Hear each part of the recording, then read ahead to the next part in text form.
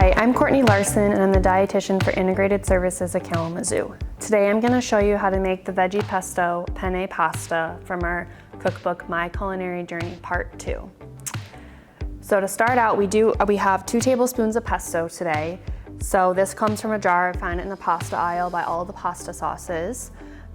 If you've made our wrap from earlier in our cookbook, this is a good way to use up the leftovers from that recipe or vice versa. We also have 1.5 cups cooked pasta. This is the dry pasta that we have. If you're looking to increase your fiber intake, you can go ahead and purchase whole wheat noodles.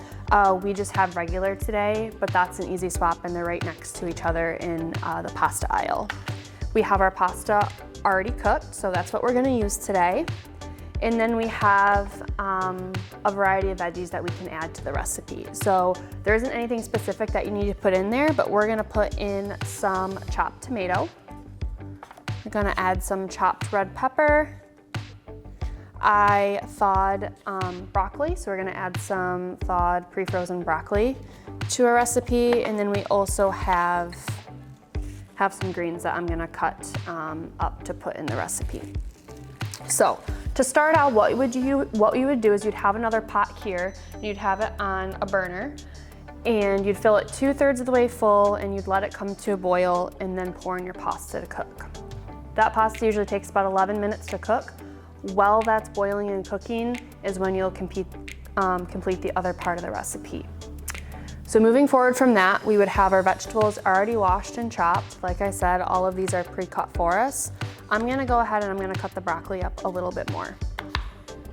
So this is kind of like what a whole piece of broccoli looks like. I'm just gonna cut it in half so it's a little bit more manageable in my pasta and that everything cooks evenly in the pan. So that one's already that size.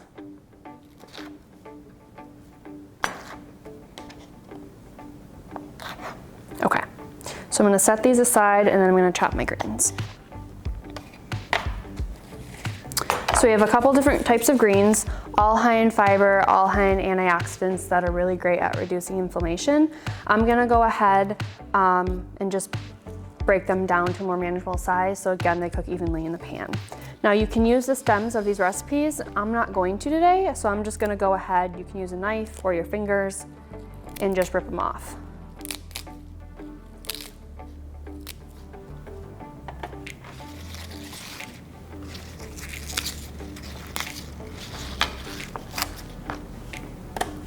So other good greens that you could add spinach, kale, Swiss chard, mustard greens, regular lettuce, whatever your preference is.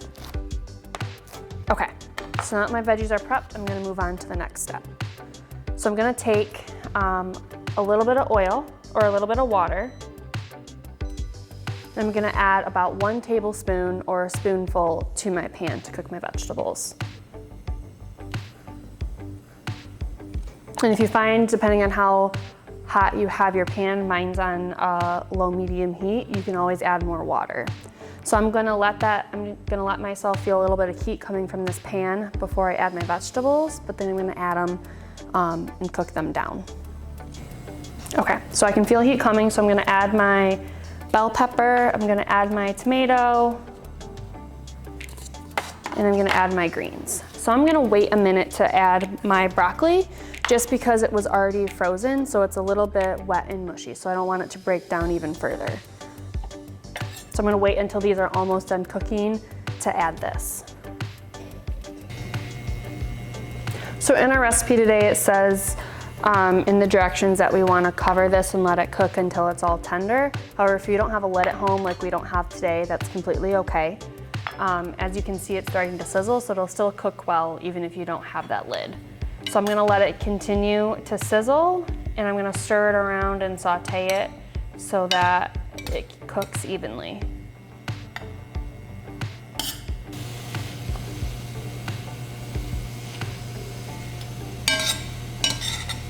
So as you can see, as we cook our greens, they definitely get more vibrant in color, and that's what we want. We want all those vitamins to stay in our vegetables.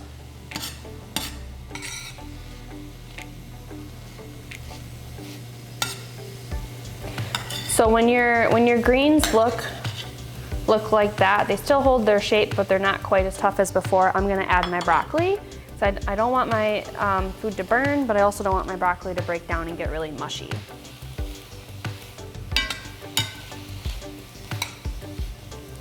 So if you were to use fresh broccoli, you'd cut it up about the same size. You'd put it in at the same time that you add all of your other vegetables instead of using, if you're not using frozen.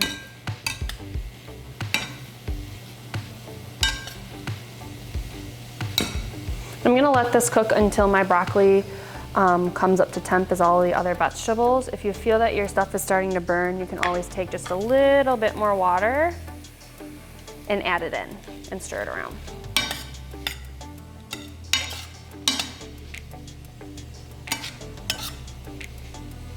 By about this time, your pasta should be done cooking. So what you'll wanna do as well, this finishes, is take it over to your sink, drain it really well, make sure all of that liquid comes out, and then you're gonna add that directly to our pan. So I'm gonna go ahead and take my cooked pasta and I'm gonna add it in.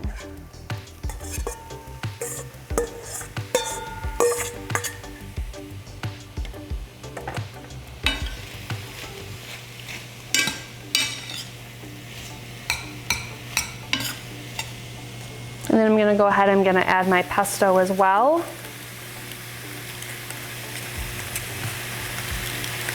So our pesto is made of a combination of mostly basil, usually pine nuts, Parmesan,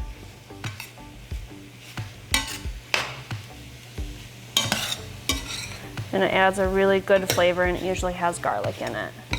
I'm gonna mix it all around.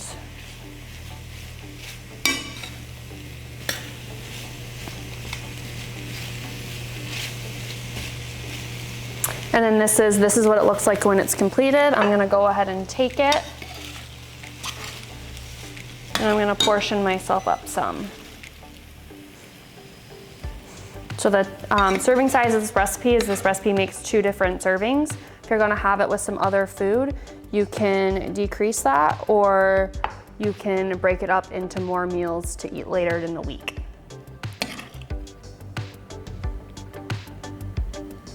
And then this is what it'll look like when it's completed.